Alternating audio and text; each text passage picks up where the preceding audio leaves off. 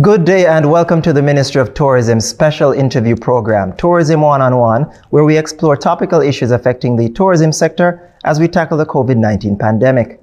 I'm Kingsley Roberts, your host, and with me today is Director of Tourism Economics and Facilitation in the Ministry of Tourism, Ms. Jhanelle-Rae Bowie.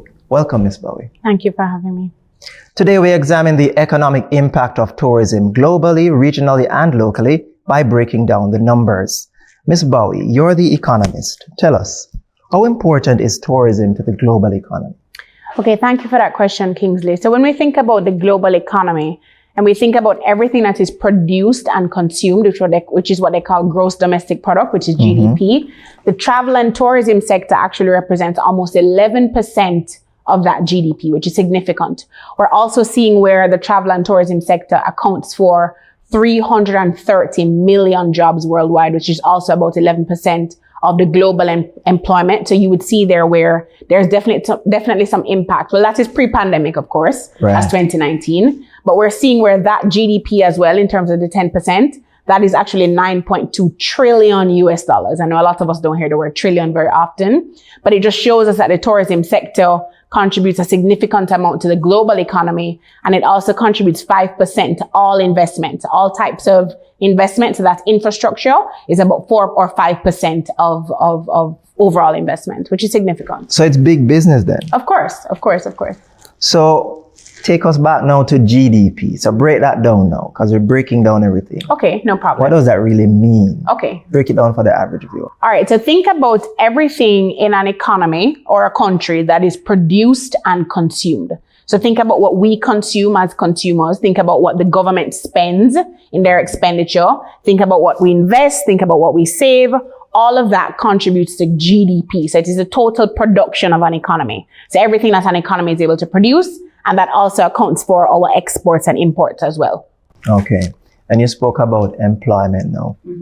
So go back to that. What's tourism contribution to employment globally? So that's about 10 or 11% globally. And that is just from a direct perspective. Because remember, we have direct contribution to employment and we have indirect. So direct are things that we know, hotels, airlines, attractions, ground transportation. But there's an indirect aspect of tourism because remember that the tourism sector has to be supplied by manufacturing, for example, the beds that we put into the hotels. The tourism sector has to be supplied by agriculture, which is the food that is served in the hotels. So that indirect impact is actually even more as it relates to employment than the direct impact. Because there's a trickle effect of tourism's contribution. So you're talking about millions upon millions of jobs? Definitely. So the tourism sector, as I said, from a direct perspective, accounts for 1 in 10 jobs. If you have 10 jobs, 1 person in that 10 is employed to the tourism sector directly. So of all the sectors out there, right, tourism contributes 1 in every 10. 1 in every 10, for sure. Globally. For sure. Okay. All right. So in terms of COVID-19 now, how has the fallout been in the global tourism sector due to the pandemic? Well, I mean, it's been a nightmare. I mean, we know what happened in the first couple of months of 2020. It was a nightmare. For 2020 alone, it was about 65 million jobs that were lost from a global perspective. So remember, I said coming back from 300 million, over 60 million jobs were lost completely. And that kind of tapered into 2021 as well. So we're also seeing where that GDP that I spoke about 10% of GDP or 11% of GDP, that went down to about 5% of GDP for travel and tourism for the year of 2020. So we do know that a number of sectors were impacted. Planes were not flying at all. So can you imagine that employment? No air hostesses, no pilots, if you get what I'm saying. A lot of the accommodations, so the hotels were closed or they were minimal occupancy. So you can imagine the ripple effect on those individuals and their families in terms of their income and the revenue generated. So from what you were seeing, what was the main response globally in terms of how the tourism sector, because there's an international body, how did they respond? Okay, so what we're seeing is that for the various international organizations, like the United Nations World Tourism Organization, which is the UNWTO, we're also seeing where the World Travel and Tourism Council, they kind of came together to form a coordinated response to developing protocols because we would have to travel at some point in time. We just have to travel in a safe manner. So developing protocols, developing standards. There were different initiatives in terms of funding for various countries because there are more countries. So for example, like the Caribbean, who were worse impacted by the pandemic than other countries. So we're seeing where a number of the international organizations came together to provide funding for countries who needed it a little bit more. We're seeing where countries provided funding as well for COVID testing, because when we do fly, we're going to have to get tested for COVID. So we're seeing where that regional response and global response was actually very well coordinated among the different countries. You also had, if you bring it back a little locally or regionally, CARIFORUM, who was actually coordinating CARICOM, their responses to the pandemic, because we do know that from a Caribbean perspective, the tourism sector actually represents more of GDP than it does globally, because it accounts for more of the tourism, more of the production for the regional than it does globally. So I would say. So was there any region that was totally decimated? Because I remember in the early stages of the pandemic, the outlook was very grim, and the international bodies were saying some areas might just not recover. How was that panned out? All right. So in the early stages, I know the Caribbean was significantly impacted, and I'll tell you why.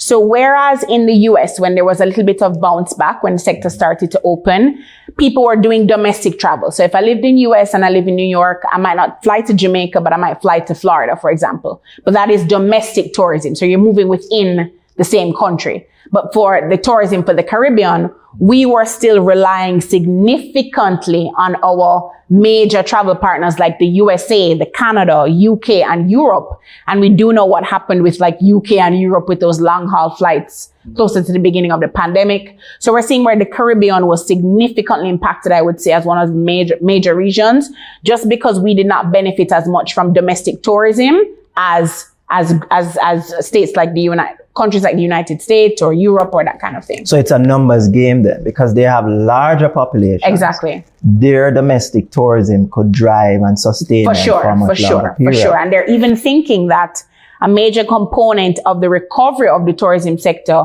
is going to depend on domestic travel, because people have realized how much they could have traveled within their countries without actually having to leave the borders. And also too, because of the strict protocols and, calls for vaccine, easier movement within the country is actually facilitating more of that tourism recovery. Okay. So how is the recovery going globally, based on how things are panning out now? All right. So we're seeing where for 2020, the tourism sector, which is when COVID just hit, there was a decline in about 75% of international travel.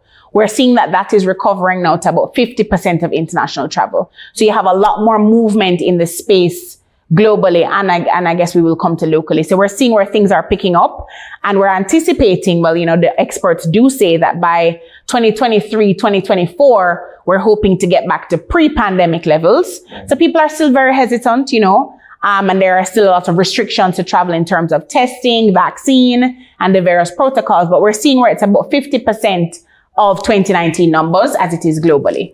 So is the demand still there? Because there was a feeling that if people are locked up in their houses for 2 years plus, will they really want to travel? So I guess it could break either way, where there's pent up demand, or they might say, sure, I get so used to just binge watching stuff. Let me just stay home. All right. So we actually are seeing from an international perspective where there's a significant amount of pent up demand. And it is not just for international travel. As I said, it could be for domestic travel as well. But what we're seeing is that even though there is that demand, people are still wary of their personal economic situation. So we do know that because of the fallout in the tourism sector and because of the COVID-19 pandemic, persons were affected in terms of being laid off from work, regardless of the sector that you were in. So the business environment is also what is driving people's excitement to travel. If you don't have money or you're not able to travel. But we are seeing where the visitor is excited about coming back to the destination. We're seeing where even for Jamaica, we have people who are pre-booking, a lot of people who are booking because they want to come in the next 3 months or the next 6 months. So there definitely is that pent-up demand in the space globally. Okay, so in terms of the employment numbers now, how are things coming back on stream with people getting back to work? All right, so when the pandemic just hit in March 2020, about 90% of all tourism workers were sent home. 90%, that's almost 100, right? Because the borders were closed, Most hotels were not open. 90% of our workers were sent home. We're seeing that was even worse for like the ground transportation providers. So think about the Juta driver, the JCAL driver, the Maxi driver. 97% of those drivers were home. So it's pretty much the same picture globally. That was the situation. So globally, it wasn't as bad as 90% in terms of employment, because remember, globally, the tourism sector is just one sector of many, if you get what I'm saying. But we are seeing where the employment fell off by about 25% globally, or almost 30% globally. But in Jamaica, we definitely felt the effects of that. The challenge is that, remember, that unemployment has a very specific definition. So while 90% of them were sent home, they were not unemployed, because they were still engaged by their work, by their employers in some type of way. Right. They were on reduced hours, reduced wages, but they didn't cut ties. So it's more underemployment. So it's more, well, I wouldn't say it's underemployment. So they were more laid off, if you want to say. So they were sent home, which is, but remember, they were still receiving some amount of payment.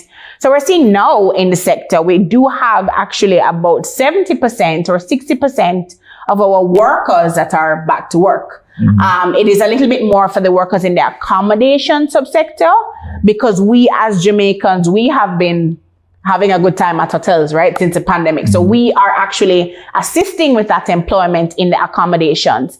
It's a little bit less for things like the craft vendors and the ground transportation providers, because while we may go to a hotel, we might not take a Juta to go to the hotel. We might drive. Okay. So the Juta and the JCAL and the Maxi, they are still heavily dependent on the tourists coming to Jamaica. So we're seeing where the employment numbers are definitely coming back up. Still some ways to go, but we're definitely making some improvement. So has the recovery been even?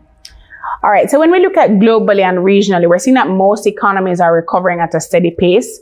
However, you do have, like when the sectors just opened back, you actually do have some countries that came out of the starting blocks faster.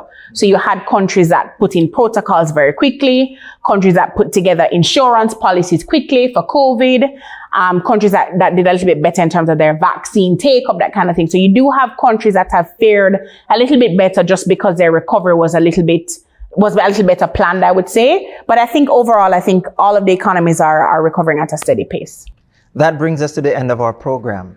Thank you for joining us today, Ms. Bowie. Thank you for having me.